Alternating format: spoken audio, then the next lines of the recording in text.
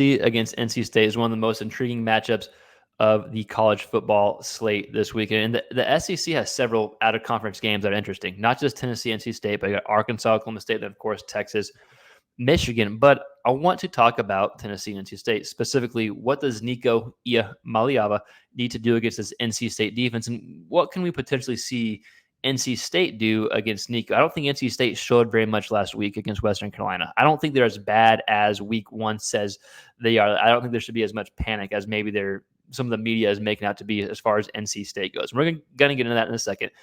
But I want to talk about Nico, talk about NC State, and we're going to have a few clips of film, broadcast footage, so I apologize, it's a little slowed down at the end of the video that kind of demonstrates the NC State defense and the type of throws that I think Nico will need to make to have success against NC State, right? So right off the bat, is NC State really as bad as what we saw in week one? I don't think so. And it wasn't even their defense. Their defense actually played fine, right? Like the first touchdown that they gave up to Western Carolina was off an interception that the defender ran inside like the 10 or 5, and then they punched it in. Besides that, there were a few busted coverages that led to all these yards. But besides that, NC State still, from a defensive standpoint, still dominant, right? So I don't think they're nearly as bad as what we saw. Maybe their offense isn't great, but defensively, I think they're pretty stout. Also, as it relates to the game, I just think Tennessee's quarterback is better than NC State's, right?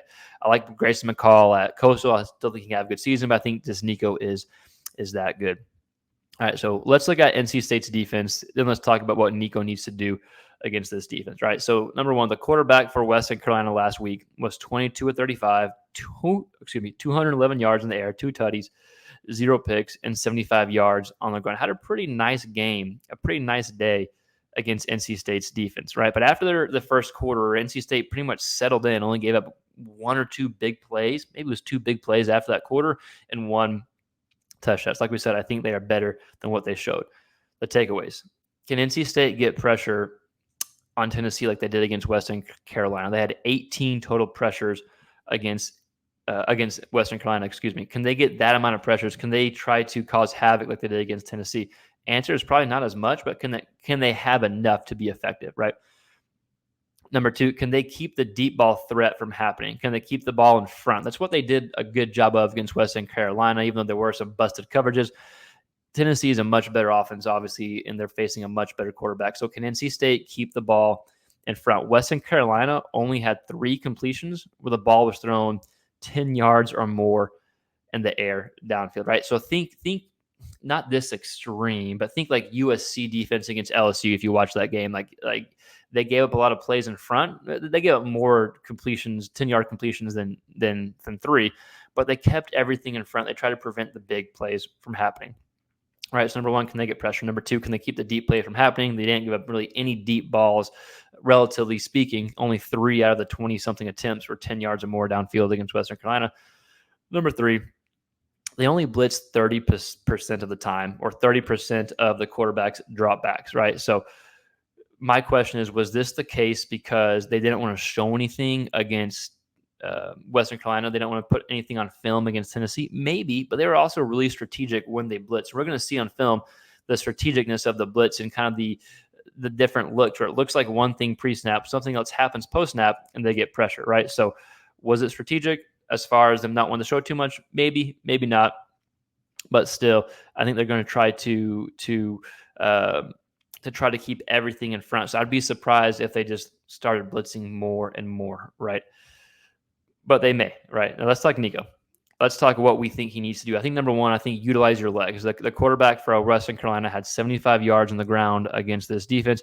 So I think if I'm Nico, I want to utilize my legs, not just running the ball, but getting outside the pocket, throwing some balls outside the pocket, whether it's play action or just some regular bootleg, right? So throw the ball outside the pocket. We're going to see one of Western Carolina's touchdowns was a rollout outside the pocket, right? So utilize your legs if you're Nico and if you're Tennessee.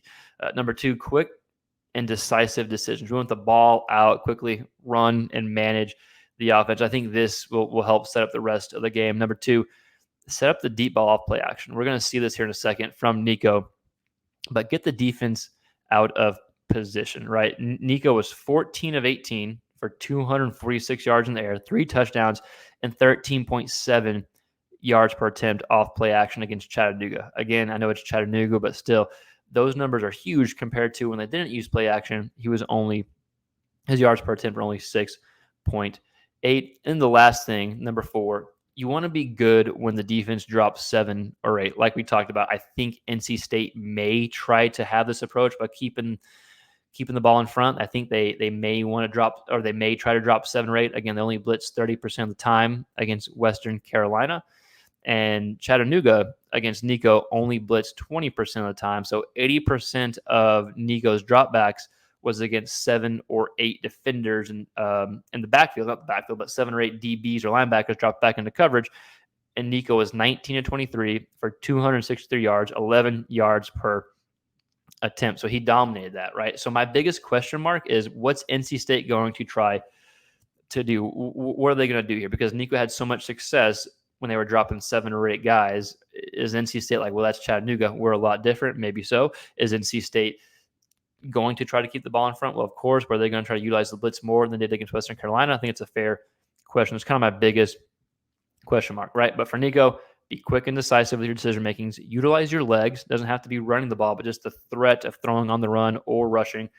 Set up the deep ball off play action, and then be good when the defense drops 7 or 8. And then expect some strategic blitzes, which we're going to see here in a second. So with that said, let's actually go ahead and dive into some of the film. We're just going to watch 2 clips of the NC State defense, something that we could see, and then the type of throws I think Nico is going to have to make, and something he did make last week to have success against NC State. So with that said, let's go ahead and dive into the film. All right, so first clip we're going to watch of NC State's defense, and I know we talked about them only blitzing 30% of the time.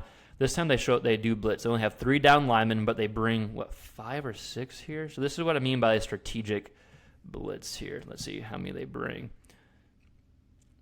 Yeah, so they actually bring corner off the edge here. And like they're still kind of waiting to see if it's going to be run play. But this is what I mean by a strategic blitz here. I think this was 3rd down as well. So looks like he's going back, actually. Okay, so these are the 5 they bring. I apologize. But still, this is what I mean by a strategic blitz here. Well, even if they don't do it enough, when they do it, is effective. Now, again, it's going to be against Tennessee's offensive line. It's going to be better than a Western Carolina offensive line, but still something that you want Nico to be aware of and be able to respond to accordingly, whether it's a hot read, whether it's checking out of it, whatever it may be. Again, I think the NC State defense is going to be pretty good, right? So if you're Nico, even though they don't blitz, maybe they didn't show a ton of blitzing, it was strategic when they did blitz, right? All right, so let's go ahead and look at this next clip, again, against the NC State defense. And this next clip is going to be a touchdown from the Western Carolina quarterback. Again, broadcast footage. We can't see everything, but it's just still demonstrating what we talked about in the beginning of the video. Let's move me over here. So we're going to see the quarterback roll out here and throw a touchdown to I guess, his receiver, but against the NC State defense. So this is something I want to see from Nico, right? Again, it doesn't have to be running the ball, but utilize your legs. Utilize your legs. I think you can do it against this defense. I think it can help maybe slow down the potential pressure, right? Ends up being a throw to this receiver here, and it goes in for a touchdown. Again, doesn't have to be running the ball or design run for Nico, but I'd like to see him utilize his legs and throw outside the run. I'm really excited for this game, and I think NC State's going to be a lot better ball club than people think they are, just based off if they looked at the box score against Western Carolina. All right, so Nico, these are the type of throws to push it down field. We got receivers, outside numbers, and down here, I believe you can't see because of the broadcast footage, but you're going to see play action. Remember, we talked about one of the keys for Nico was throw it off play action, throw it deep off play action. Then you're going to see an accurate throw down the middle of the field. Again, Chattanooga, but still is what we have to work with. Going to be a better defense with NC State, but these are the type of throws that you want to see from Nico, right? Play action, try to get the defense out of position, the threat of the run game, and then to rip it downfield. We talked about Nico's numbers off play action compared to dropping straight back. He was like 6 of 8 or something. Oh, excuse me, 14 of 18. It's a pretty good throw. It's actually not bad coverage, right, to layer it over there. But Nico was 14 of 18 for 2-something, 2 tutties, yards per attempt like 13 point something, and the yards per attempt on just straight dropbacks was like 6, right? So to push it downfield, I want to go off play action. That's something he's obviously comfortable doing. Heupel calls it a lot to push it down. Field right. Those are my big takeaways. Utilize your legs. Know that be aware that you don't know if NC State's going to drop 7 or 8 more, or 7 or 8 guys, or if they're going to blitz more, right? I think it's up in the air. That's kind of my biggest question mark. But then go deep off play action, right? Definitely one of the most intriguing games of the weekend. But Tennessee fans, I want to hear from you. What do you think Nico needs to do against NC State? If you're an SEC fan, let me know your thoughts in the comments below. And we don't say this much, but please like, share, and subscribe. It does help the channel grow if you like this type of SEC quarterback niche content. Thanks for watching. Follow us along. We'll see you next time. Peace.